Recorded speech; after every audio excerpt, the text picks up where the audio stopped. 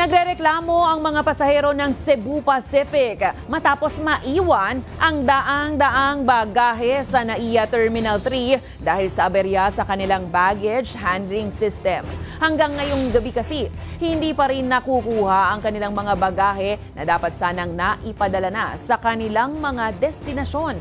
Sa isang pahayag ng Cebu Pacific sa kanilang official Facebook page, sinabi ng airline company na nakikipagtulungan na sila sa new NAIA Infrastructure Corporation para maisaayos kaagad ang mga technical glitch ng kanilang sistema at maibalik na ang normal na operasyon. May mga opsyon na rin na ibinigay ang kumpanya para ma-deliver ang kanilang mga bagahe diretso sa kanilang destinasyon.